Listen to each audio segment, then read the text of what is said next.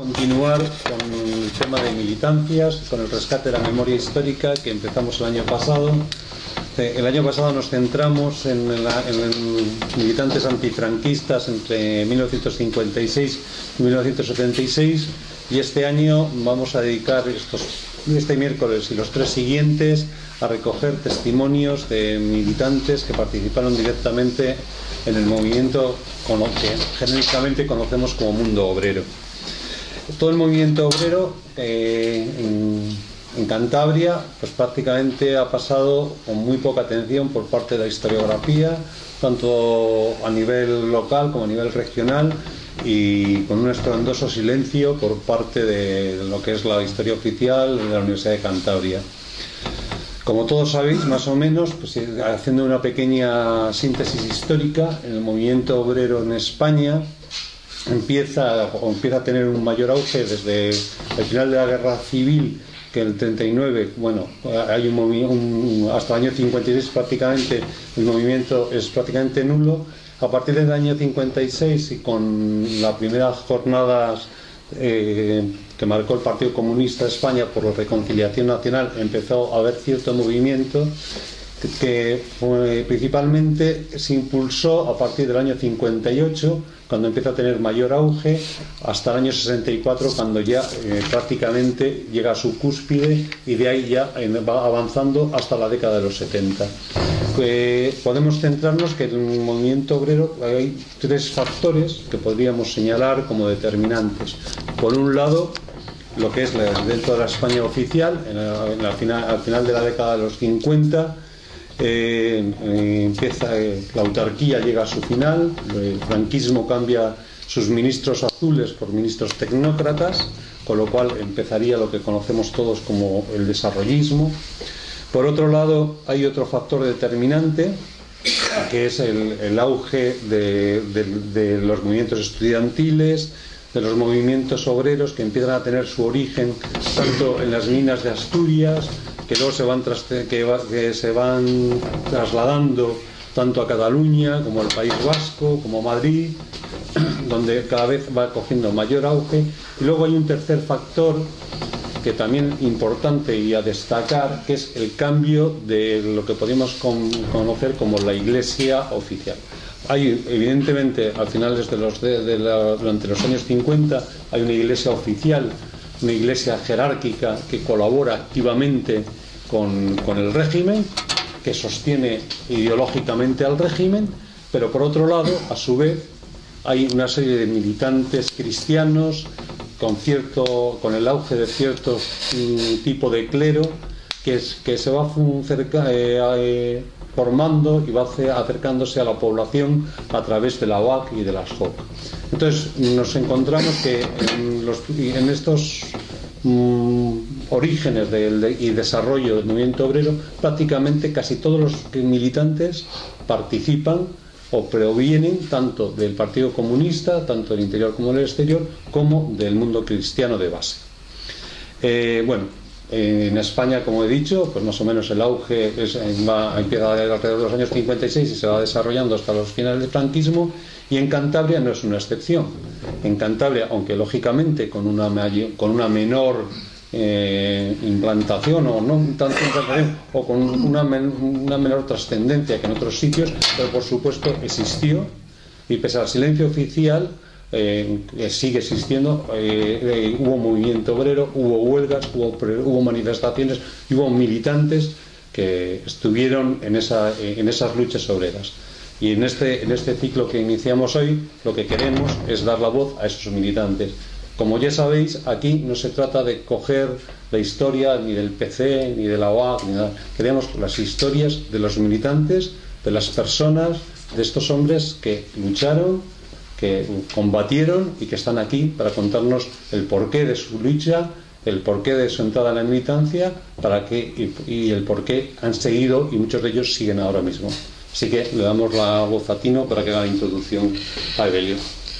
Bueno, pues como ha dicho Agustín, nosotros convertimos presos con causa en un grupo de trabajo que se llama Memoriados, que un poco el objetivo que pretendemos es recoger todo este testimonio de lo que es la historia social, de las militancias, y esperemos que en unos meses tengamos abierto una página donde todos estos documentos, no solo los sonoros y otros documentos de si alguno tiene alguna fotografía, algún documento histórico de todos estos años, pues estaremos encantados de subirlos a esa base de datos, ¿no? Fruto de eso, hoy queríamos charlar un rato con Evelio.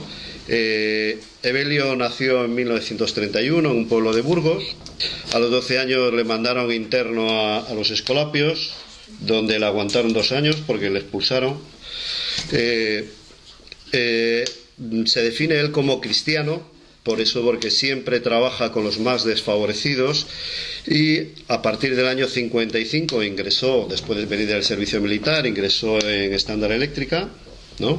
Y allí empezó a trabajar, a organizarse, a entrar en contacto con la UAC, y participó en las huelgas del año 68, en las cuales fue despedido. 67, donde fue despedido. Se considera uno más, ¿no? Es decir, en todos estos movimientos. ¿Es una persona más? Como uno más, de los que participaron, tanto en la fundación en Camargo de la UAC, tanto en la fundación de Comisiones Obreras, tanto en la fundación del PC, y tanto en Izquierda Unida, ¿no? Pero él se sigue considerando uno más, ¿no? Entonces, hoy sí queríamos un poco que empezaras explicándonos cómo surge en ti la conciencia, la necesidad de estar organizado, de participar con otros en todo esto. Muy bien, pues ya sabéis quién soy, Evelio Saiz, Mozuelos. Alguien ha puesto Mazuelos, pero soy Mozuelos porque en la provincia de Burgos hay un pueblecito que se llama Mozuelos.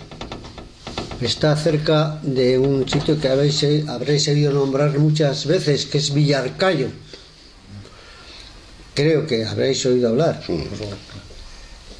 Era partido judicial de la zona de Burgos, había 12 partidos judiciales, y uno de esos partidos judiciales era, la cabecera era Villarcayo. Y al lado hay un pueblecito que se llama, como he dicho, Mozuelos, y entonces cuando surgieron los apellidos, a los que eran de un pueblo así y estaban viviendo en otra parte, pues les llamaban, se quedaban con el apellido de Mozuelos, de Fernando, pues salía Fernández, del que vivía el molinero, se quedaba con el molinero, y así surgieron los apellidos en España.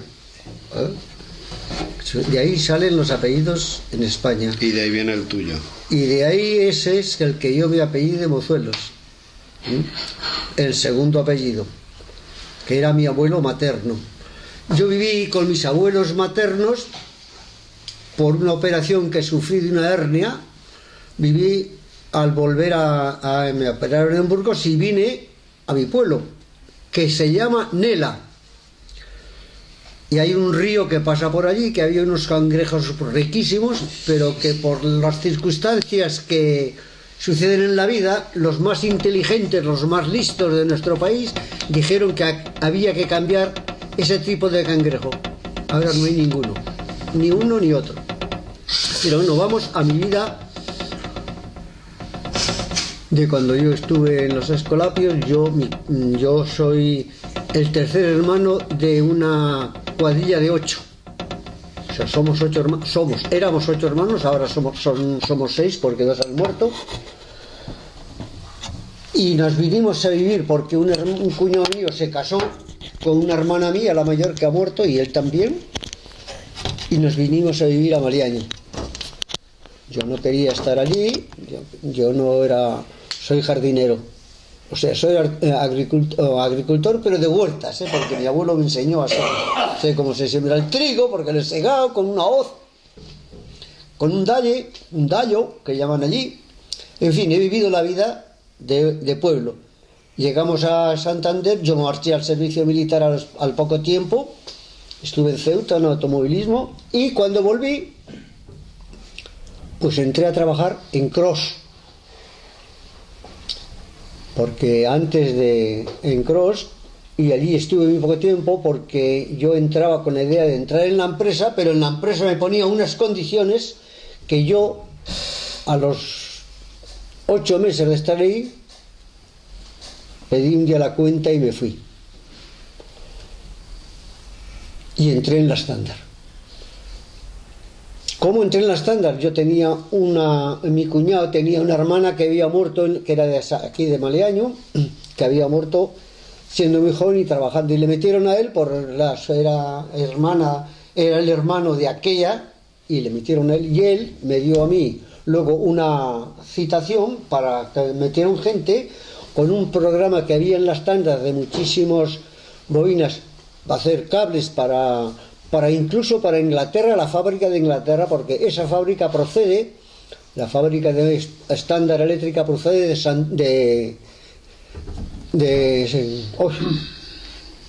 Inglaterra. Y el director que yo conocí, director general de una fábrica que había en Madrid, Ramírez de Prado, número 5, pues era un tal Mr. Trompi. Agárrate que hay curva. Era un mister y era un trompi. Y allí yo siempre había tenido conciencia, por haber vivido con una familia que todos pensábamos que éramos explotados por los demás. Me decía mi abuelo y me decía mi padre, y entonces yo lo llevé adelante. He sido católico y me considero cristiano, pero no he dicho que he sido, que no lo soy, pero me considero cristiano, porque lo mismo que mataron a Jesús, aquel hombre que era hijo de José y de María, y que creía en Dios, y que por lo tanto todos los que estamos aquí reunidos, que estamos bautizados, somos hijos de Dios. Lo entendamos o no lo entendamos, yo no lo entiendo, pero quiero decir que somos hijos de Dios. Y aquel hombre era hijo de Dios, pero no porque fuera hijo de Dios, sino porque era hijo de José y de María, y se levantó contra el pueblo judío, contra Anás y Caifás, que eran los sumos sacerdotes del pueblo, que explotaban a la gente del pueblo. Y eso fue ese hombre, no fue otra cosa. Un hombre que luchó contra las injusticias sociales. Y yo, en la medida de mis fuerzas, he querido hacer lo mismo. No solo, siempre he estado acompañado. O sea que cuando yo hablo, no hablo en personal que yo he sido, sino que hemos sido. Entré en la empresa y ya me encontré con muchas dificultades, me amenazaban, me cambiaban de un lugar a otro sin ton ni son. ¿Pero por qué te cambiaron? Porque yo protestaba de la forma en que se hacían las cosas y cómo se explotaba a la gente. Por eso era. ¿Cuántas horas trabajabais en él? Yo nunca trabajé horas extraordinarias. Lo tenía prohibido. Pero me lo prohibía mi conciencia. Yo decía que 8 horas. Pero estuvieron trabajando durante mucho tiempo, y aquí hay alguno que lo sabe, 12 horas. 12 horas. A 12 horas diarias. Sábados y domingos. A pesar de ser una empresa que era tipo inglés, que los sábados por la tarde no se trabajaba. O sea, era fiesta. Así estuvieron durante muchos años. Después ya fue el sábado entero, pero la gente, algunos tenían que ir porque se les ordenaba ir, y si no iban, les cambiaban automáticamente de sitios a sitios peores y de peor calidad. Entonces, yo, como católico que era entonces, teníamos un cura, el maleaño, que era de cerca de donde está el seminario de Montecorbán, de Corbán. Se llamaba José María Torres Revilla. Hizo la iglesia que está cerca de Cuatro Caminos, la bien Aparecida. Y ese hombre era un hombre que habíamos organizado en el pueblo una campaña para que todo el mundo pagase una pequeña pensión, o sea, una pequeña dávida mensualmente, para dar de comer a la gente que el Mariaño estaba necesitada. No tenían casas y lo pasaban muy mal. Y este hombre lo hizo y lo ordenó. Y es ahí donde empezó a funcionar la organización que se llama la OAD, Obreros de Acción Católica. ¿Y a qué nos dedicábamos los obreros de Acción Católica? Pues por medio del Evangelio, fíjate qué cosa más rara, sacar conclusiones de lo que estaba pasando, que era lo que había hecho aquel hombre. Y llegamos a la conclusión de que había que organizarse y luchar en las empresas y luchar en los sitios de explotación contra las injusticias que había con la clase trabajadora. Eso era algo más importante. No estaba yo solo, estábamos un grupo de personas. ¿En qué año sería cuando dais ese paso? Pues damos ese paso aproximadamente allá por el año 55. O que, algo antes, 55, así 2 años. El año 55.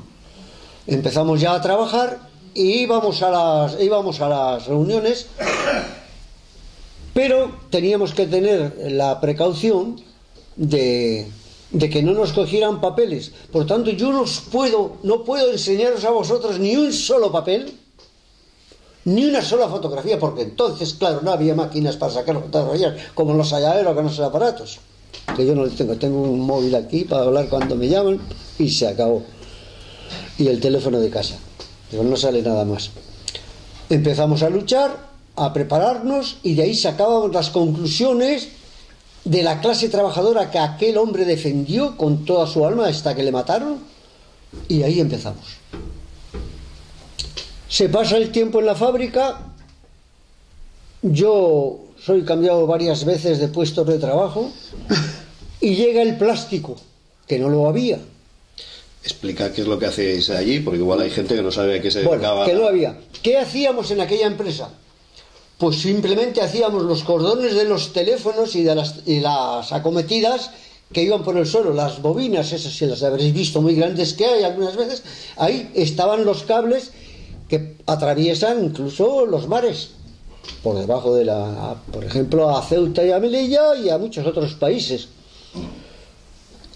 Entramos, ¿por qué? Porque hubo un pedido muy grande desde Inglaterra, que se mandaba a Inglaterra porque aquí salía más barato, porque los obreros aquí, a pesar de ganar menos y vivir peor, pues teníamos que trabajar. Llegó un momento en que en una determinada ocasión nos quitaron una paga extraordinaria, y al quitarnos la paga extraordinaria, pues decidimos hacer una huelga, que fue la segunda que se hizo en Cantabria. La primera fue en Reynosa y la segunda fue en Maliaño, en la estándar. Antes de llegar a la huelga, es decir, imagino que habría habido en la fábrica algún tipo de organización. Claro, por eso fue la huelga, porque había un tipo de personas dispuestos a luchar ya con conocimientos de exteriores, a base de encuestas que hacíamos cuando nos reuníamos en un local que el cura le inauguró como casa de la iglesia, y allí ya no venían a registrarnos qué papeles teníamos, qué hacíamos, porque era la Acción Católica, Obreros de Acción Católica, y ahí era donde nos aprendimos, entendimos lo que era la vida, y es donde empezamos a tomar ya medidas contra los abusos. Y uno del abuso, el primer abuso que hubo fue que la fábrica de Madrid, Ramírez de Prado número 5, pues andaba muy mal, andaba mal realmente. Y entonces, como nos daban unas pagas, pues nos la quitaron también a nosotros, igual que a los de Madrid. Pero luego, siendo ya director, no el primero que había en Maliaño, sino que era el señor Nistal, que de señor tenía poco, pues, y todos le conoceréis o habréis oído hablar de sus, del comercio, de un hermano que tiene cura y de muchos. Pues nos mandaron, hicimos la huelga para que nos pagasen pero nos mandaron a la calle a 8 personas para siempre, y luego a otras 25 o 30 que éramos los que estábamos moviendo, lo habíamos conseguido hacer parar la empresa, que costó mucho. Algunos se saltaban por las tapias para entrar a trabajar para que no les dieran. Pues nos quedamos en la calle. Los otros volvían a los 2 meses, pero nosotros nos quedamos en la calle. Alguno como buen servidor de aquel que le había escupido en la cara, por decirlo así, se arrastraban a él y entraron un par de ellos. Antes de seguir, porque Vamos a ver. nos tienes que hablar de lo que eran los jurados de empresa, Sí, las elecciones sindicales que organizaba el sindicato vertical. Eso, en las elecciones había el sindicato vertical que estaba en poder del Estado. Nosotros ahí no pintábamos nada, era el gobernador de eso que tenía de San Cantabria, el que estaba en el sindicato donde ahora está Comisiones Obreras y el PSOE. Eso era el monumento de aquel sindicato vertical. Y allí, pues lo único que te hacían iba a decir un disparate, machacarte, más que hacer otra cosa, porque no te solucionaban absolutamente ningún problema. Solamente cuando había un problema que no afectaba a nadie de los dirigentes de la empresa, pues se lo arreglaban y le metían o le dejaban en la calle. Has hecho esto, eso es ilegal, y se quedaba en la calle. Se quedaba en la calle, año 50 y tantos. A mí me echaron y estuve 11 años fuera de la empresa, porque yo era un díscolo, yo era una persona poco agradable a la empresa, porque protestaba en cuanto había alguna cosa que no estaba dentro de mis... ¿Cuándo te eligieron a ti enlace? ¿Fueses enlace o jurado? Yo ya fui del antiguo, ya entré en la empresa del antiguo sindicato. Sindicato, sí. Ahí tomaste la decisión de entrar dentro de... Sí, yo ya empecé a ver si se puede... No se podía hacer nada. El dirigente, el que era el presidente del comité de empresa, era el director de la empresa. Don Enrique Pedraja del Río. De la Pedraja y del Río. Sus familiares no se apellidan de la Pedraja y del Río, sino que se apellidan Enrique Pedraja Río. Nada más hay que ir a la zona de Solares y ahí queda alguno todavía. Pero él ya era don Enrique de la Pedraja y del Río. Entonces, ¿cómo preparasteis había elecciones? Los obreros elegían a los... Sí, jurados. Eso sí, los elegíamos nosotros. Y en una de las veces que en la primera legislatura yo no estuve, en la segunda ya me eligieron a mí. ¿Os ponía muchas dificultades para hacer las elecciones? No nos ponían muchas dificultades, porque a fin de cuentas nadie de los que estábamos allí teníamos poder para poder decidir sobre algo tan importante como era llegar a hacer una huelga. No teníamos medios, ni la gente estaba dispuesta a colaborar, porque tenían miedo.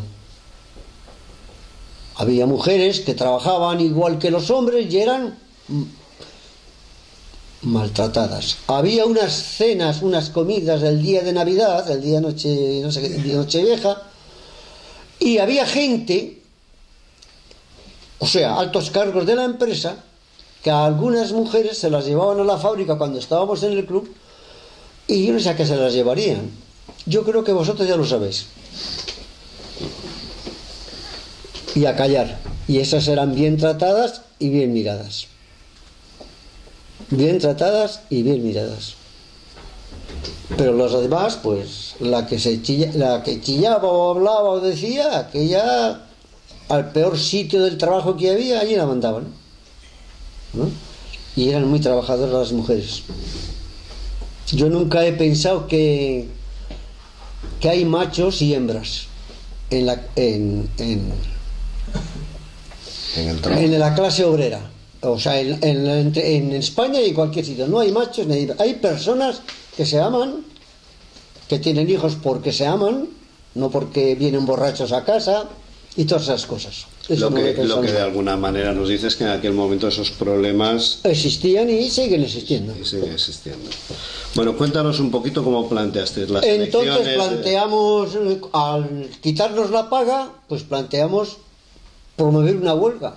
Nos costó, como se suele decir, Dios y ayuda, pero conseguimos.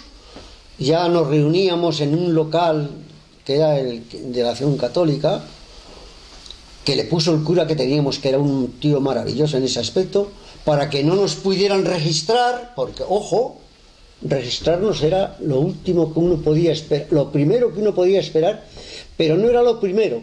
Lo primero era la paliza que te daban si te encontraban algo. La paliza que te daba la policía, los guardias y todo. A mí me dieron por 2 veces, me registraron la casa otras 2. Yo nunca dije nada porque creo que era así, pero tampoco tenía nada. Menos mal, y eso fue gracias a que mi suegro tenía un primo cura, un primo guardia civil allí en Camargo. Y él, cuando venían a mi casa a registrar, pues venía él. Me decía, firma aquí, que nos vamos. Y se marchaba. No hemos encontrado nada. Yo, claro, lo tenía escondido.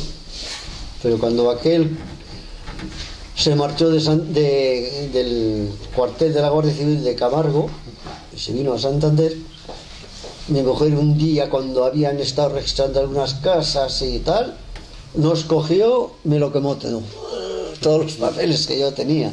¿Pero cómo me lo has quemado? Sí, para que vengan aquí y te lleven y tal. Y así era la vida. Hicimos la huelga, conseguimos levantar a la gente, porque el dinero es lo que más moviliza a la gente, y se hizo la huelga. Algunos entraron, pero no, la fábrica estaba parada. ¿Cuánto tiempo la parasteis? Pues estuvimos 3 o 4 días, no recuerdo exactamente. 6. Y entonces... 6, la vuestra 6. La vuestra 6 días. Que la vuestra dice 6 días, dice. Sí, claro. 6 días aguantó. Pues que no sé los días y yo no me recuerdo. ¿Tú sabes? Sí. ¿Lo tienes cuántos? 6 días. 6 días, una semana, sí, tienes razón. Una semana aguantaste. Tienes razón, sí. La semana fue cuando os largaron las cartas. Sí, y cuando eso, pues al salir de trabajar, al día siguiente, eso, había un señor a la puerta de la fábrica, ahí donde estaban los relojes de marcar para salir, y me dieron una carta y tal. Y yo ya sabía lo que era. Me lo suponía, que era el despido. Y estuve 11 años fuera. A los 11 años volví a la fábrica porque se murió nuestro queridísimo Francisco Franco Bahamontes, que tenía una hija adoptada porque se la había hecho un amigo a su mujer porque él no valía. No ríais, que era así, es así. Y el amigo era su hermano, que fue embajador en Portugal. Todo se sabe, pero mucha gente no lo sabe. ¿Nos podías hacer un relato de los días esos de la huelga, un poco cómo pues fue? Todos los días, cuando nos levantábamos, a las 8 de la mañana ya estábamos en la puerta de la fábrica fuera, esperando a ver qué pasa. A ver, o sea, para que no entrara nadie, para ayudar, a animar a los demás a que había que aguantarse. Y así subimos los 6 días que ha dicho el señor Duque. Que es Duque, Duque del Real. Y durante esos 6 días... Y en esos 6 días... Pues vigilaba la Guardia Civil... Allí estaba la Guardia Civil en la entrada de la puerta, una fila de 5 o 6 guardias civiles a un lado, otro. Y nosotros pues estábamos fuera. Y dentro, en la carretera, que está delante de la fábrica, pues había otros 2 o 3 parejas también paseando. Era el momento más trágico de lo que uno se puede imaginar. Algunos se llevó algún garrotazo. Pero que cargó la policía. Sí. Y los que estaban dentro armados. ¿Te recuerdas? Que sí, que no, estaban con los fusiles en la mano. No tenían pistolas, tenían fusiles, y así, con él así, colgando así, esperando allí. Y eso fue, volvimos a entrar en la... Bueno, ya yo no volvió la empresa a funcionar porque al final se cobró aquella paga, que nos habían quitado ilegalmente, porque la fábrica de maíz estaba mal y a nosotros al final nos la dieron. Cuando yo entré en la fábrica ganaba 131 pesetas a la semana. Me echaron, pero al morir Franco yo lo denuncié otra vez, y lo denunciamos todos los que estábamos, fuimos a juicio y lo ganamos. Y nos ofrecieron 700.000 pesetas. Y hubo 2 o 3 que no entraron. Dijeron, yo cojo las 700.000 pesetas, yo ya estoy hasta las narices. Y y no quiero saber nada. Y yo dije que yo volvía, aunque tuviera que marcharme al día siguiente, que yo tenía que entrar allí. Y entré otra vez a la empresa porque gané, y a los 4 meses o así de estar allí hicimos otro paro, otra huelga, otro paro, sin salir de la empresa, sino plantados en el trabajo. Y yo estaba en una sección donde había muchas mujeres trabajando, más que hombres, que eran los que hacían los cordones, esos rizados que venían para los teléfonos, sí. Para los teléfonos, y donde se hacían y ellas eran los que los rizaban arriba, encima y luego abajo también. Y me volvieron a castigar 2 meses. También fui a juicio, y entonces estaba el sindicato todavía, eso. El sindicato vertical todavía. Y lo gané. Lo gané porque ya teníamos abogados. ¿Y por qué ya estaban muy organizadas la OAT. ¿Por qué hicisteis esta huelga? La segunda huelga era porque había unos cables que andaban por el suelo por allí y era peligroso, y alguno ya se había pegado el chispazo allí y tal, y no sé qué.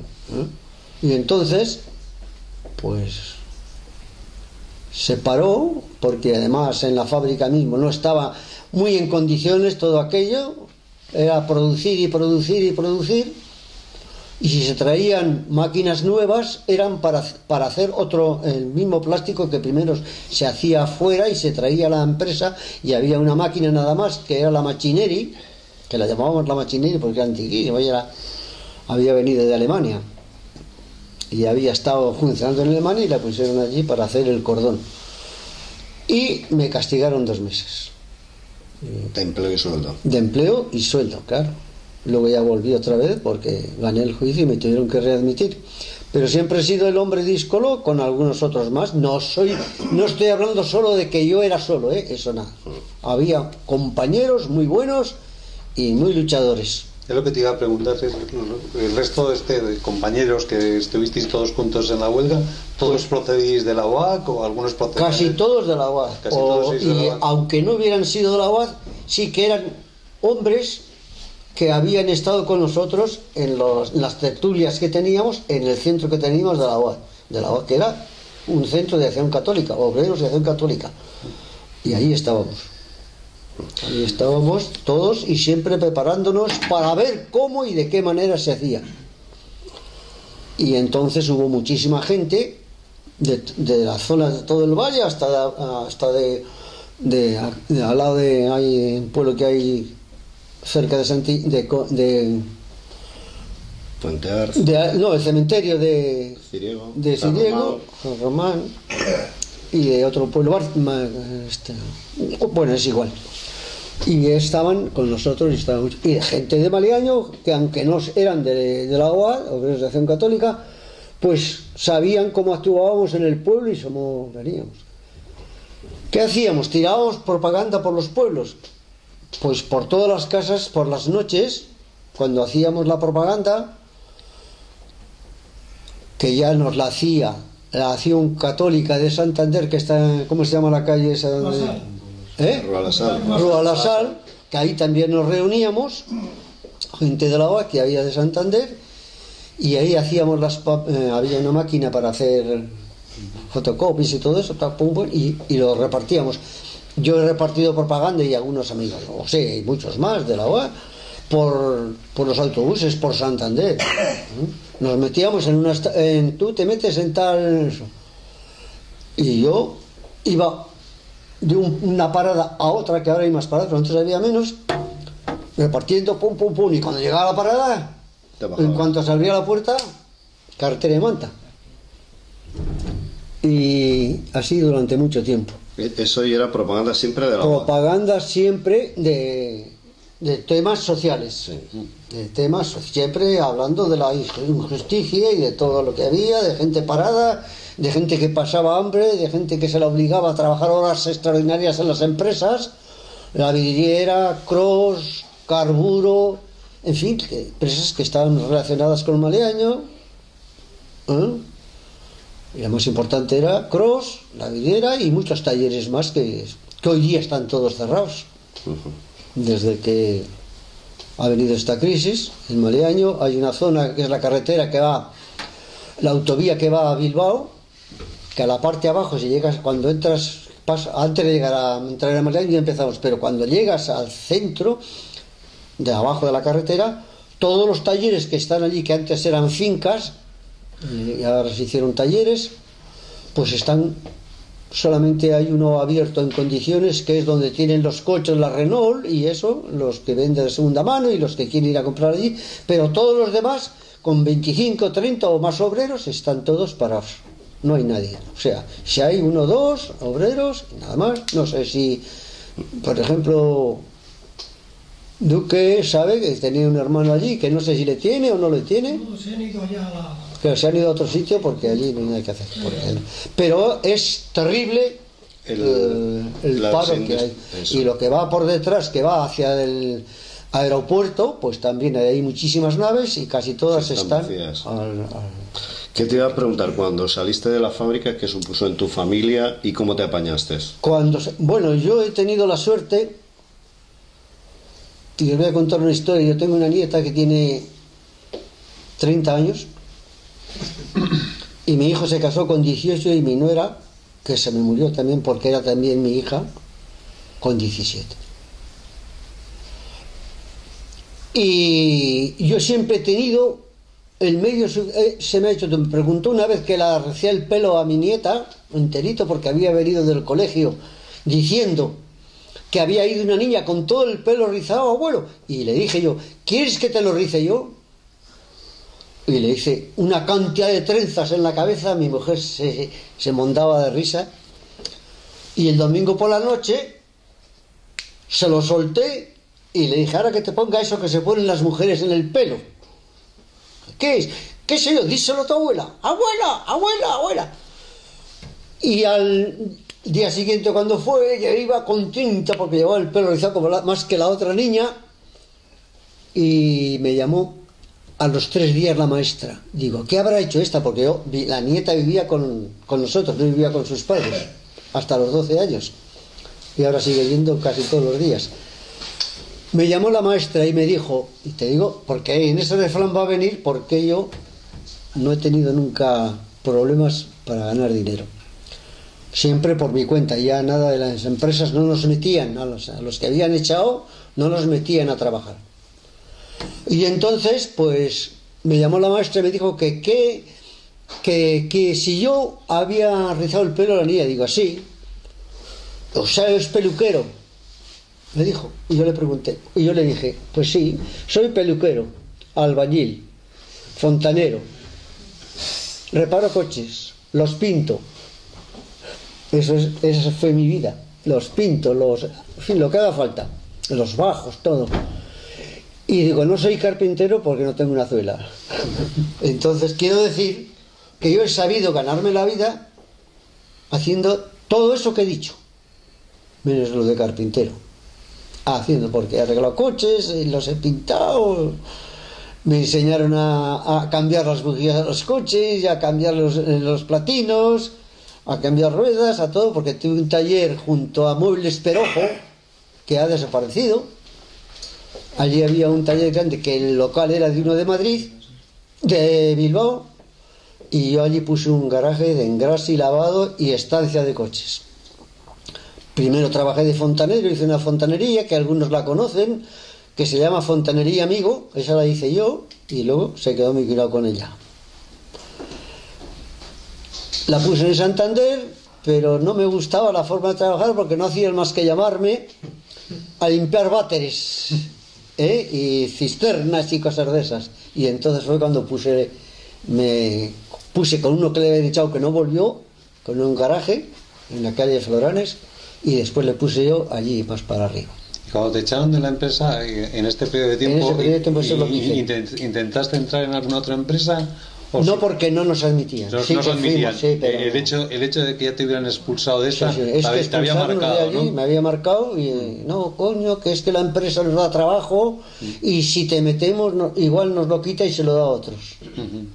O sea que... Los talleres buenos que había y que hay un taller que era de uno de astillero, pues ahí sí fueron a pedir trabajo a algunos y no se los dieron por eso mismo, y yo fui y tampoco. No. O sea, que había temor a que la empresa, que era una empresa, la de, no sé cómo se llama esa empresa, Duque, que iba a hacer máquinas para la fábrica, o hacía. Barea. Eso, Barea. Y se hacían cosas para la fábrica. Y claro, si iban allí cuando fueron a pedir permiso y a otros talleres, como trabajaban unos para Barea y otros trabajaban, y Barea trabajaba para la fábrica, pues era muy peligroso meterse ahí. Pero yo a mi mujer lo único que le decía: toma, 7.000 pesetas, hasta que no se te acaben no me pidas más, porque yo no puedo. Y eso ha sido a largo, durante ese tiempo, pasando calamidades, claro, que no creas tú que porque mis hijos no les faltó nunca un medio, pero yo económicamente en mi casa no había a veces ni mocos porque no nos podían salir. O sea que eso era la vida. Y después he seguido trabajando y luchando, y sigo trabajando y luchando y defendiendo, o viendo, por ejemplo, ahora que hay aquí mujeres, el matrimonio de una forma distinta a lo que se está viendo. No hay un macho ni hay hembra. Hay dos personas que se aman y mediante el amor que se tienen hijos. Pero no porque sean machos, sino durante el amor que tienen, que tengan hijos. Y eso es lo que he procurado con mi mujer. Y yo aprendí a muchas cosas más. Aprendí con mi mujer y con mis padres también, y con todos, porque lo hacía, pues mi padre hacía comidas, mi abuelo ayudaba a mi abuela a hacerlas, pero mi mujer me acabó de enseñar a hacerlas, hacer una paella, hacer un cocido de garbanzos, de alubias, de lentejas, de lo que haga falta, y no tengo ningún problema, porque soy viudo, que hace 4 años que se murió, lo hará el día 29 de este mes, que se murió mi mujer, y la casa sigue funcionando. Yo pongo la lavadora, yo plancho la ropa y yo la coso. Es más, tengo una nuera que es enfermera, que cuando se le rompe un botón viene y dice a mi hijo y le dice: Javier, sube esto a casa que para que me ponga estos botones tu padre. Coso. ¿Qué te va a decir? Remiendo y eso todo. Y luego, ¿Cómo pasa un hombre de la UAC que está en la organización de comisiones obreras porque ¿en qué año organizáis comisiones obreras en Camargo? Comisiones obreras, yo fui el promotor, uno de los promotores, con algunos más que me ayudaron, pero yo fui el principal instigador. Pues cuando se fundó la OAT, nos reuníamos allí, y de ahí salió la OAT, y de ahí salió Izquierda Unida, y ahí ha salido muchas cosas. Cuéntanos un poquito cómo es ese paso de la UAC a comisiones obreras. Yo sigo siendo de la OAT, pero sigo luchando en la empresa, porque volví con el sindicato, y de ahí surge el que yo fuera sindicalista del nuevo sindicato que había salido, aunque ya lo fui con el otro y venía ahí a las reuniones para ver lo que ahí se guisaba, pero también me echaron. ¿De dónde? Del sindicato vertical. ¿Te echaron cuando te despidieron de la fábrica? No, y después. Es decir, porque luego volviste a salir en el 75, 76. Yo me echaron en el 67 y volví a la empresa en el 78, después de morir Franco. Pero antes yo participaba, aunque estaba trabajando por eso, yo seguía perteneciendo al sindicato como obrero. Y como eso, yo nunca he renunciado a estar en la lucha, eso, porque podía haber pues el garaje podía haber, yo era solo el patrón. No, yo no era el patrón, yo era uno más allí, nada más. Ahora, yo lo llevaba, pero no es que yo lo llevara como ser el jefe, porque cuando si cogí unos días de vacaciones, pues obrero que tenía, que era un chaval que a 17 años, que era un tío que le tenías, estaba trabajando allí, lavando coches y todo en aquellos tiempos, a los 14 años, a los 15 ya, todas las mujeres de la estándar y los hombres entraban a trabajar. Y entonces pues yo estaba allí con ellos, y yo me marchaba, o sea, algún día eso, incluso primero no tenía coche, tenía una furgoneta, yo llegaba y la gente que había en el garaje le decía: oye, necesito tu coche, porque ahí se guardaban 200 y pico coches, Y yo a los clientes que tenía, yo los subía, los bajaba, les lavaba el coche, se aparcaba, porque ellos tenían una llave, pero en el garaje había llaves de todos los coches por el seguro, por si pasaba algo. Y entonces yo llegaba y le decía, oye, ¿qué? La gente, cógele, quiero ir a Oviedo. Bueno, otra vez fui a Galicia. Yo en Oviedo tenía un hermano, iba a verle, ya muerto, hermano. Y después se fue a Galicia, era escolapio, para que no, es que no quiero ocultar nada. Y cogía el coche, se lo decía al dueño, oye, me hacía falta el coche, porque yo con la furgoneta ya está un poco tal. No tienes la llave, coño, ¿a qué fin me lo pides? Digo, no, por si vienes a Polistar. Pues él me cogía el coche y me le daba y yo me marchaba con él.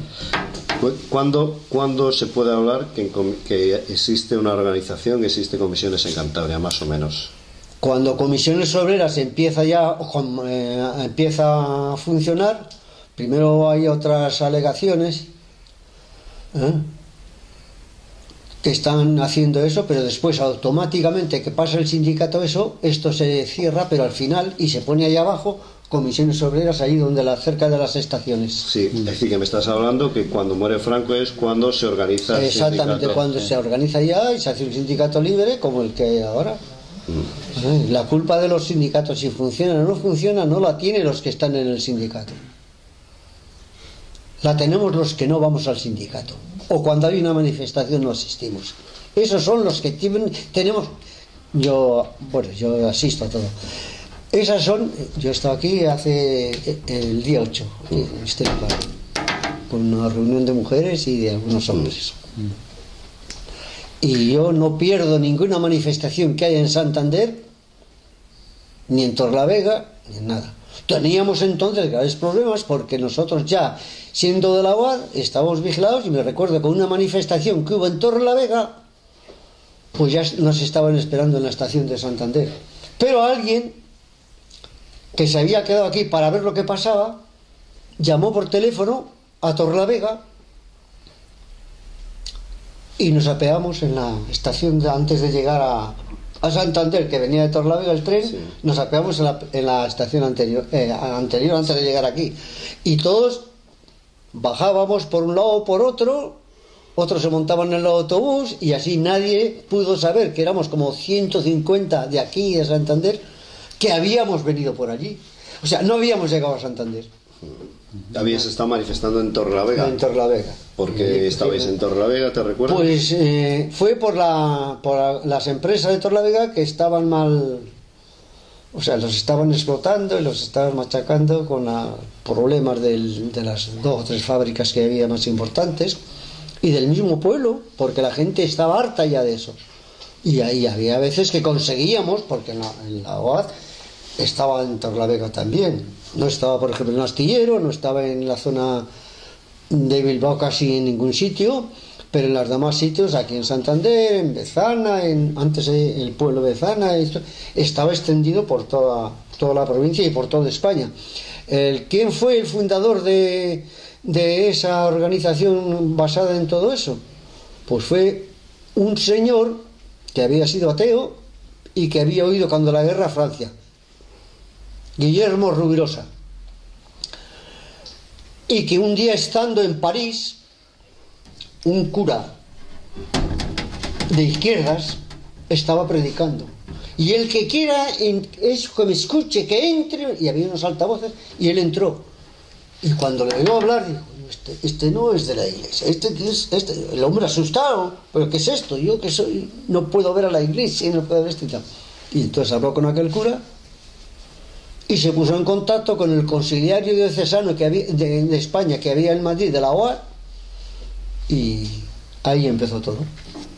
Se hizo un gran cristiano en todos los órdenes y todo, y vino a Santander y dio charlas, y ahí empezamos a trabajar y a luchar y a ver las cosas como se ponían, ¿no? Y ahí fue donde realmente yo sigo siendo militante de la UAD, pero ahora en una pausa te preguntaría ¿Cuál es la señal más importante que te ha marcado la OAB en aquellos tiempos y si te dura aún? ¿Cuál fue lo más significativo? Pues nosotros hacíamos charlas, o sea, hacíamos encuestas basándonos en la vida que había vivido aquel hombre que se llamaba Jesús, que era de un pueblo de Nazaret que existe, que tenía en aquellos tiempos unas 70 familias, y de ahí cogíamos, que lo dice en el Evangelio, las cosas que nos interesaban, las cosas que estaban relacionadas con la vida que había vivido aquel hombre y por qué le habían matado. Porque lo mismo que hacen ahora los que nos están gobernando, lo hacían Anás y Caifás en el templo de Jerusalén. Ahí se basaba todo. Porque Anás y Caifás, que eran el suegro y el yerno, eran los sumos sacerdotes del templo de Jerusalén. Y pedían a la pobre gente que pasaba más hambre que ahora, como a la Magdalena y a todos esos que dicen que era puta, era por necesidad, era por otra cosa. Y ahora también hay putas, que las llaman putas, que también lo hacen por necesidad, más que por otra cosa. Más que por otra cosa. Se han acostumbrado, viven bien y dicen, bueno, pues mira, que me llamen lo que quieran, pero yo tengo que comer. Una mujer que en aquellos tiempos de antaño tenía un hijo de soltera, aparte de que se la había hecho a lo mejor el patrón donde había estado sirviendo, que normalmente solía pasar eso, esa estaba perdida. Tenía que huir de su pueblo y marcharse a otra parte donde nadie la conociera. Entregar el hijo a los hospicios y después se quedaba sin hijo y se quedaba sin nada. A ver, por ahí. Sí, a ver. Hace referencia a las mujeres ahora. En toda la actividad sindical no hubo incorporación de algunas mujeres. Claro, allí había mujeres con nosotros. No, me refiero ya desarrollando una cierta actividad sindical, no solo exclusivamente. Claro. El Leonor teníais ahí en la fábrica, ¿no? El Leonor. Claro, Leonor, Carmen. Explícale un poquito quién fue. Pues Leonor era una mujer que era soltera, había tenido algún amigo, pero era una mujer luchadora, era miembro del comité, y era una luchadora incansable, digna de admirar. Y las mujeres eran más valientes que los hombres. Más valientes que los hombres. El día que me castigaron los 2 meses, yo estaba en un departamento donde más del 70% eran mujeres. Y fueron las que primero, Evelio, ¿qué? ¿Nos tendremos que parar? ¿Usted? Sí, todas nosotras, sí. Ellas se pararon por un famoso lío que había, de aquellos cables y de cómo estaban las máquinas. Más que hombres. Evelio, ¿en qué año? O sea, ¿en qué año? Porque comisiones, más o menos, ¿en qué año? Comisiones existe de manera clandestina antes. Sí, claro, yo pertenezco. Claro. Con el franquismo. Y tal. Pero digo, ¿en qué año cuando empezáis a formar? 2 preguntas. Una, cuando hacéis la primera huelga, ¿cuánta gente trabajaba en la estándar? ¿Lo sabes? ¿Lo recuerdas? 1800 y pico obreros. O sea, muchísimo. ¿Y en qué año más o menos empezáis la OAC a formar el grupo, no el grupo de la OAC, sino se empieza... El sentir de nuestro... en la formación de comisiones en Maleño, después de muerto Franco? Sí y no. Ya éramos grupos clandestinos que veíamos... y ahí está. Ya eres grupos clandestinos de comisiones. Cuando muere Franco, se da la liberación, entonces sale a la luz. Claro, sale a la luz. Claro, no como comisiones obreras, sino como grupo revolucionario, y que nos reuníamos pues en Somo, en la playa. Llegábamos ahí un grupo de personas, llevábamos el Evangelio, por si acaso venía la policía, porque ya nos conocían, Y ahí teníamos papeles, y después aquellos papeles, normalmente después que lo habíamos estudiado y tal, nos lo llevábamos cada uno el que se atrevía, y había otros que no lo querían llevar y lo metíamos en la arena, hacíamos pum, pum, y ahí se quedaba. ¿Ah? Allí nunca iban los nombres ni nada de nadie. Vamos a ver, voy a hacer una serie de matizaciones. La primera, ITT está en estándar desde cuando se fundó el primer ferrocarril. ¿Vale? ¿Quién? ITT. Sí, pero aquello desapareció. Un momento. Yo no quiero hablar de eso, ¿eh? O sea, Que no voy a eso. Voy a que cuando tú dices de lo de Mr. Trumpy, quiero matizar, Mr. Trumpy salió de director de la CIA. Todo el director de la CIA pasaba a ITT, de presidente, ¿entiendes? Recuerdo de eso, que fue cuando yo trabajaba en el marketing, tú lo sabes. Y hay otro detalle que no se ha contado. José Duque le sabe bien. Tú estabas enjaulado entonces. Fuimos a las elecciones de 1974 sindicales y les ganamos las elecciones a los sindicatos Muriedes. Ya, pero es que yo ese trozo no lo he vivido. Claro, que ya te he dicho que estabas enjaulado. Del 67 al 78. Claro. Si no habías estado ahí, coño, no vas a estar. Pues esa era la historia de... Ahora, durante ese tiempo, en las manifestaciones, porque primero, el 1 de mayo, era cuando recibíamos los palos. A mí me pegaron 2 palizas. Estuve no sé cuánto tiempo jodido una de ellas de la espalda, y yo ya estaba fuera. Yo ya tenía un garaje en la Albericia, porque yo he recorrido mucho trabajos en un lado, luego en otro, donde he podido y como haya sido. Y después, cuando yo volví, pues yo volví al puesto eso, que fue cuando me castigaron los 2 meses al poco tiempo de entrar, y yo he estado en todas las manifestaciones de cualquier tipo que ha habido en Cantabria, aquí en Santander, y en primera línea, porque he querido dar ejemplo para que me sigan los demás.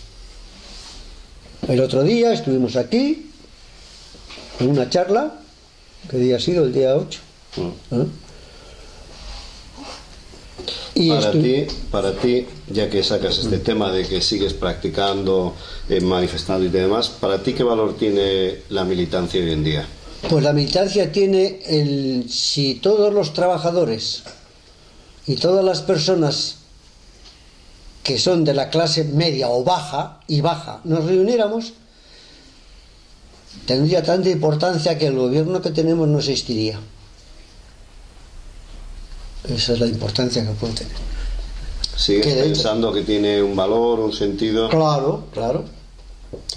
Es que la mayoría, el 70 y tantos % de los trabajadores de España, de la gente humilde, son el 70 y tantos %. Si el 70 y tantos %, imaginémonos que hay un pequeño bar y aquí somos unos tíos que nos negamos y ocupamos todo local, que nos negamos a tomar nada del bar. El bar o nos echa o nos cierra, o tiene que cerrar él. Si ahora el pueblo, cuando hay manifestaciones en contra de algo, en vez de haber 1000 personas y hubiera 10.000, el gobierno se lo iría pensando y diría, o cambio, un día vienen los 10.000 aquí y nos llevan por delante. Sin embargo, cuando hay unas manifestaciones, la gente, yo no los veo a muchísimos que yo conozco, que han sido hombres hasta cierto punto, que te hablan contigo y no están de acuerdo con lo que está pasando. Coño, pues ¿dónde estabas el día ese? Que yo no te he visto. Es decir, de alguna manera lo que estás diciendo, que de boquilla todos vamos bien, pero de boquilla luego todos pasamos hambre, pero de boquilla a la hora de trabajar no. Por eso yo entiendo que los sindicatos, que algunos dicen que son unos bandidos, yo digo que no. Yo digo que no. Los que somos bandidos somos aquellos que dejamos a los 10 hombres o 12 que haya en el sindicato, y estoy hablando de cualquier sindicato de cualquier tipo, no acudimos a la voz que ellos han dado de decir, vamos a hacer una huelga, tal, pues ellos ¿qué hacen? Nada. ¿Qué van a hacer? 8 tíos allá, ellos a paseo. Es el pueblo que está machacado el que tiene que pedir que salgamos a la calle, que luchemos y que no paremos hasta conseguir que no haya tanto ladrón como hay ahora en España. ¿Que los hay en algún sindicato? Claro que los hay. Si en todas las partes se cuela alguno para vivir del cuento. Yo fui concejal 4 años en el Valle de Camargo por el Partido Comunista, porque yo soy de la izquierda. Llega un día en esos 4 años y hacen una carretera que va, yo no sé si lo conocéis, del centro de Maliaño, de Muriedas, ya que está en Muriedas, hasta el cementerio de Muriedas, que hay como unos 3 kilómetros. Se aprueba el presupuesto en el ayuntamiento y en el presupuesto consta que tiene que tener como mínimo el aglomerado que van a echar 10 centímetros. Yo he tenido en Maliaño, pues he tenido amigos en el ayuntamiento y en todas partes, porque me he rozado con ellos. Agustín, Charterina Monar, Pereda, el secretario del ayuntamiento, y Santa Matilde, el jefe de aguas. Eran los que me contaban a mí, yo a callar, yo no iba a decir que me habían... Los que me sacaban fotocopias de aquello sin saber quién eran, y yo las tenía, y lo denuncié. El sindicato, de mi sindicato, tomaron que éramos del comité de empresa de la Estándar, pues casi todos pertenecían entonces a Izquierda Unida, al PC. Y íbamos a ir a juicio y se arrepintieron. El sindicato se arrepintieron, eso, el ayuntamiento, los concejales que había, se arrepintieron. Uno es primo de uno que está aquí. Era que se ha muerto.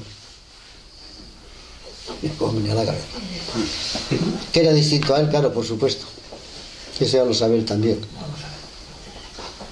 Espera un poquitín. Y entonces llegamos, y llega un día y dice que se retira la denuncia, o sea, que tiene que reparar la carretera, porque no había echado por algunas partes ni siquiera 5 centímetros, y en algunas menos. A aquel contratista que trabajaba para el ayuntamiento, a todos los que estaban con su partido, con el partido para aquel que gobernaba entonces, que el hombre no era malo, José María Bárcena era el alcalde, pero los que estaban con él, que era la UCD, los que estaban con él, allí había más de un marrano. ¿Qué pasó? Que a uno le había reparado la casa, ¿verdad que sí? Le había reparado la casa. Y el otro querían pasar de lo que no había gastado en la carretera para arreglar su casa y para dar a algunos más de lo que les estaba. Total, que tuvo que echar el asfaltado hasta los 10 centímetros en aquellos tiempos, por los años 80 o así, toda la carretera. Quitar las tuberías de agua que estaban debajo de las recogidas de agua que se rompe y los chupa, y lo hubiéramos bebido los del Valle de Camargo, sobre todo lo de Muriedas y Alto Maliaño, y tuvo que abrirlas, sacar las tuberías que estaban de agua debajo, ponerlas encima para que el agua no entrara, y le costó alrededor de 500.000 pesetas en aquellos tiempos de pago, más los obreros que tuvo que tener haciendo aquella obra. Y en aquellos tiempos, en Maliaño, hay muchos sitios que aquel señor los conoce, que a unos les hacían unas tapias de una forma y a otros les hacían tapias de otras. ¿Qué quería decir, José? No, vamos a ver que es cierto, que tú lo conocías. No, yo más quería aclarar una cosa. Dime. No sé el objetivo de las charlas en concreto, Entonces se quedan ahí 10 años, 12 años que no se cuenta la historia de la fábrica, cómo vuelve a surgir el movimiento y cómo suena la segunda huelga. Ah, sí. Sí, yo no Cuéntanoslo, aprovecha, tienes tu ocasión ahora. Surge por eso. Pero yo entonces no estaba. lo que me ha contado mi hermana, pero yo no... Se queda Mi hermana Inés, pero tampoco puedo... y no se empieza a decir cómo nace Comisiones Unidas realmente, cómo se junta la famosa asamblea, Claro. la asamblea que dominó el Valle en un momento muy crítico, cómo se ve la famosa huelga de metal, donde para todo el Valle, casi todo Santander, y cómo nace por ¿Cómo es muchas cosas. eso? Cuéntanos. Cuéntanoslo. ¿Qué está hablando? Sí. No, pero bueno, yo ya he dicho... Esto es abierto. Estaba fuera cuando empezó. No, él en ese momento, vamos, esta gente... Duque, pero yo ya he dicho que yo, desde el año 67 hasta el 78, estaba fuera de la fábrica y no... Bueno, que hubo otra huelga después, claro, ya lo sé, cómo no. Si estuve yo en las puertas, y Valentín pues también lo sabe. Bueno, así todo, es decir... No me voy a convertir yo en protagonista, ¿no? No, por favor. No, pero es eso. Sí. Hubo Bueno, muchas... Es que allí hubo mucho movimiento. Mucho movimiento, a partir de que esta gente marcha... Las huelgas empezaron con la famosa culebra, Claro. Sandalio y compañía, y luego ya terminaron, cada 3x2 había una huelga. Y terminamos el día 1 de enero de 1975 por hacer una huelga por cotizar por lo que ganábamos. Lo que ganamos, ahí viene el problema, es que hay que Pusieron explicar de por qué. chulos y de... Que fue cuando que ya... Pero no, No, tú estás después. después cuando volví por algo parecido, por la fábrica de Madrid, fue cuando me castigaron los 2 meses, nada más por entrar. Es que entonces había 8 pagas al año, joder. Sí. Pero claro, pagas de miseria. No. Porque, joder, un especialista de estándar sacaba al mes 60, 70 mil pesetas, pero cotizado por 1900. Y ahí vino el problema, ¿por qué? Fuimos a la segunda Entonces, huelga. Claro, y ahí fue donde vino el lío. Claro, Pero yo- entonces, A ¿qué ver, pasó? pero, hay ¿Qué que pasó? explicar, A ver, hay que explicarlo desde que Bello marcha. vale, el medio marcha. Se Entonces hace la ahora... huelga, son castigados 25 y se echa a todos.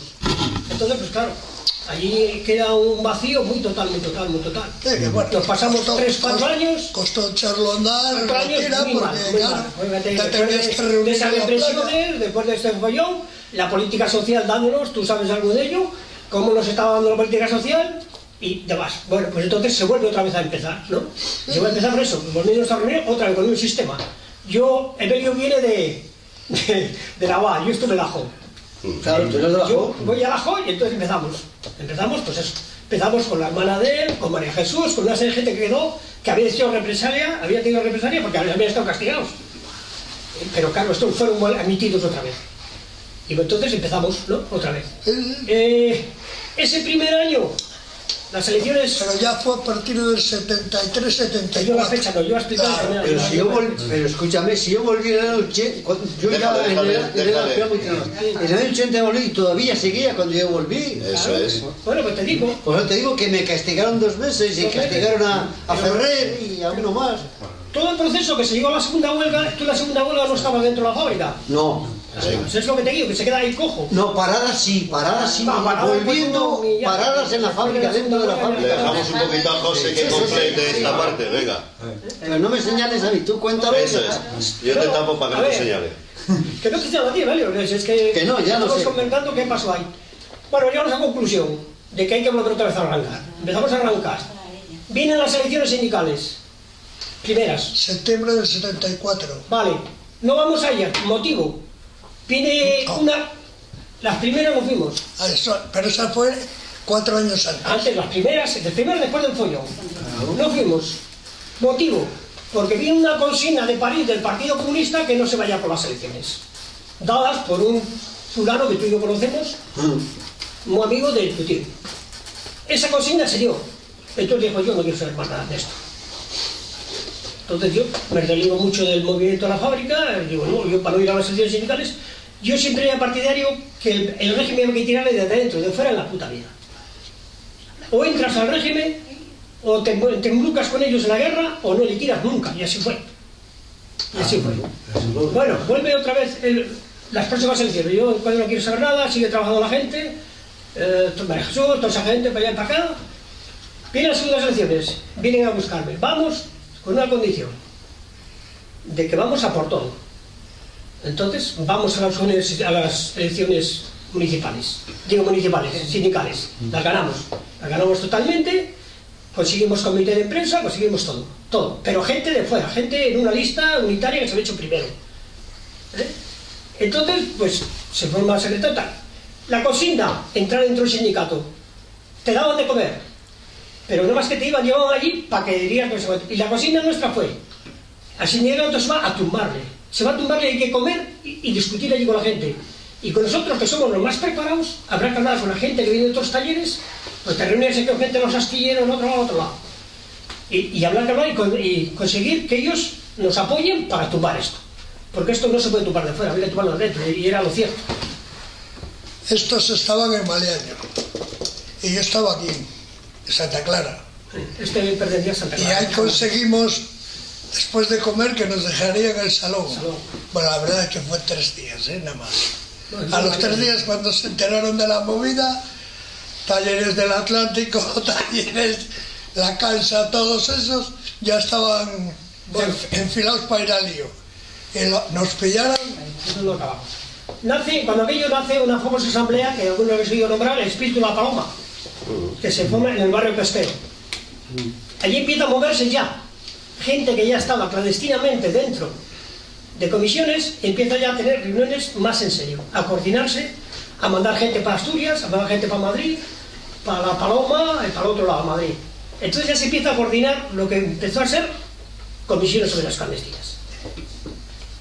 Y ahí, pues, tienes aquí, tienes el otro, que estuvieron, pues era gente que...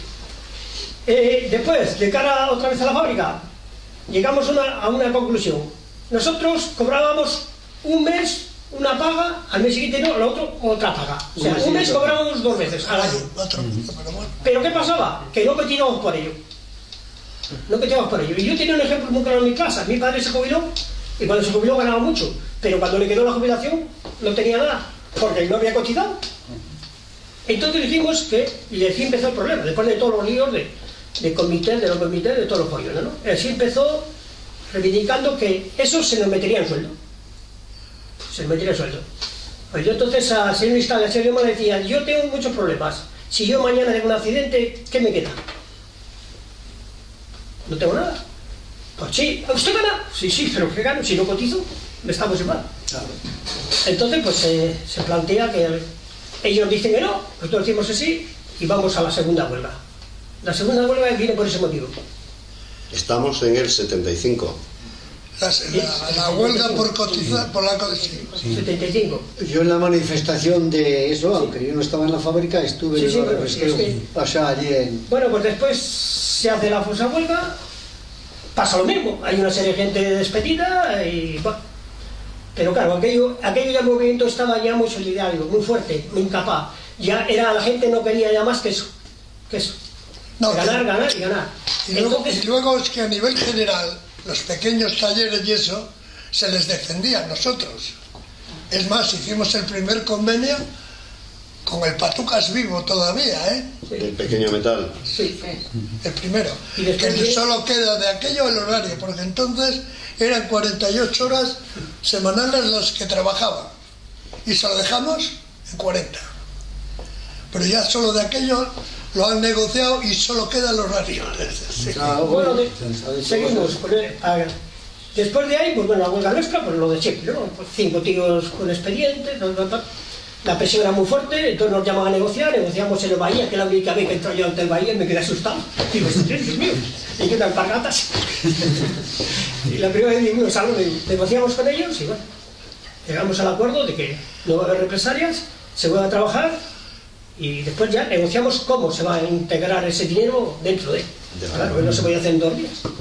Bueno, pues ahí empieza, acabamos con el follón nuestro y empieza el famoso convenio del metal, aquel que paró toda la provincia. Entonces ella sale Coterillo, y entonces ya aparece Coterillo aparece Coterillo por Maliaño. Entonces se coordina el famoso convenio del metal.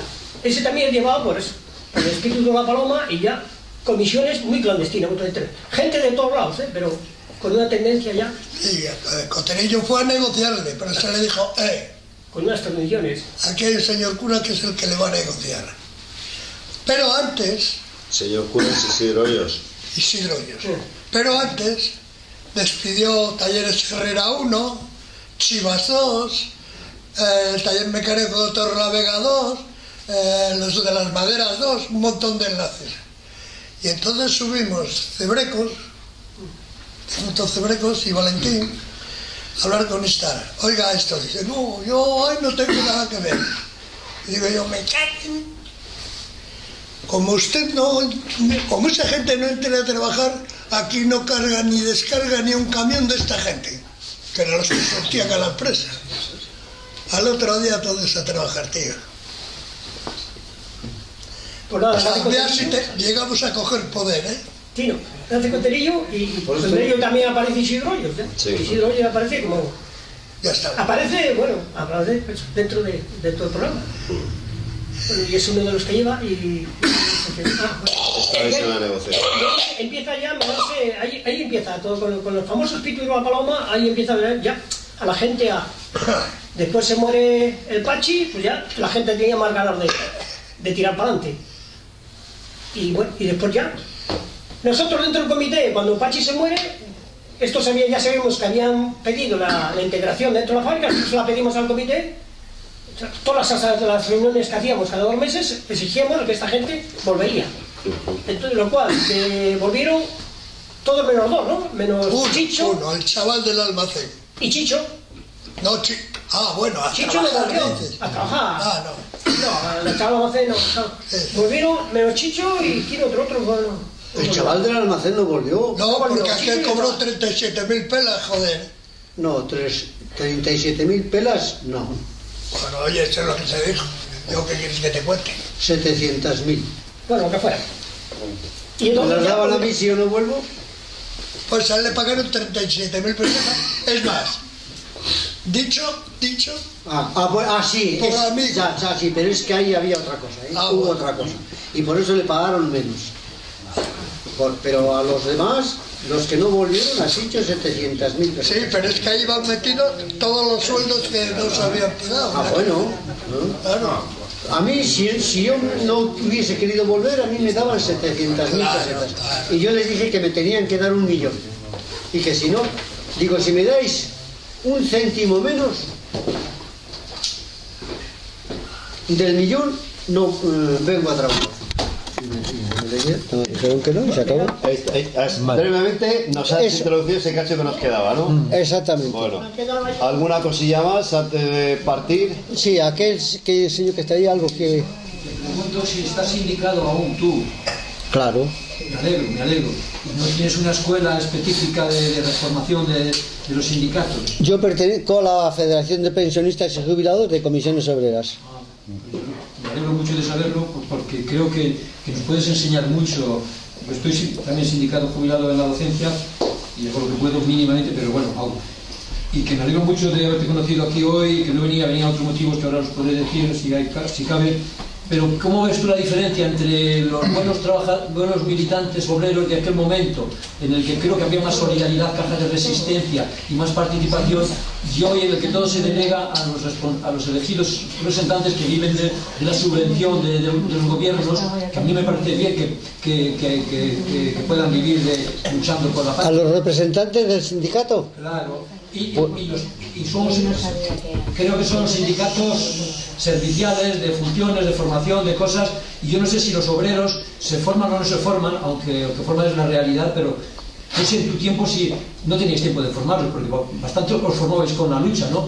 Pero ahora la gente que no participa en la lucha, yo no sé quién se invita a participar, que dices tú, los no afiliados y los afiliados, ¿cómo se forman, cómo nos formamos todos de nuevo?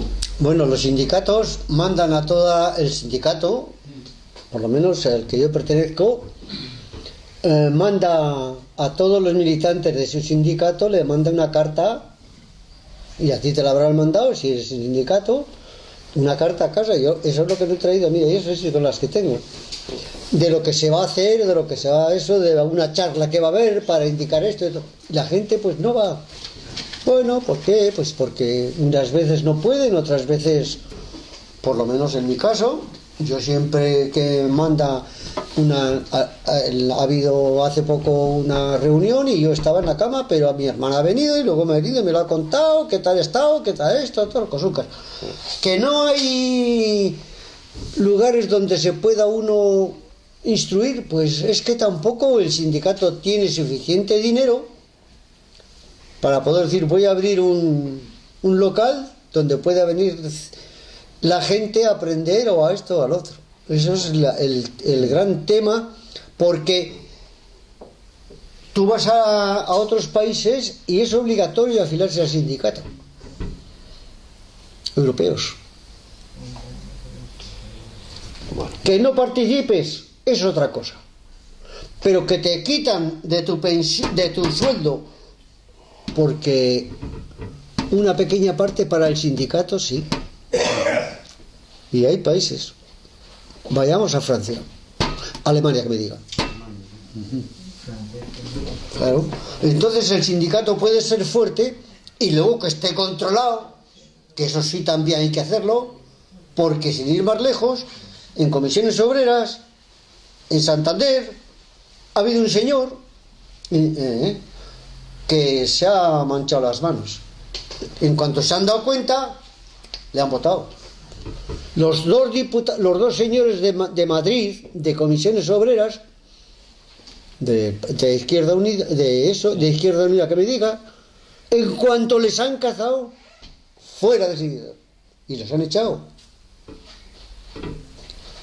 No lo ha hecho ni el PSOE ni lo ha hecho el PP, por todos los medios tratando de que todo se tape. Yo escucho todas esas cosas todos los días en la televisión, porque eso es mi programa favorito de la televisión, es escuchar todas esas cosas.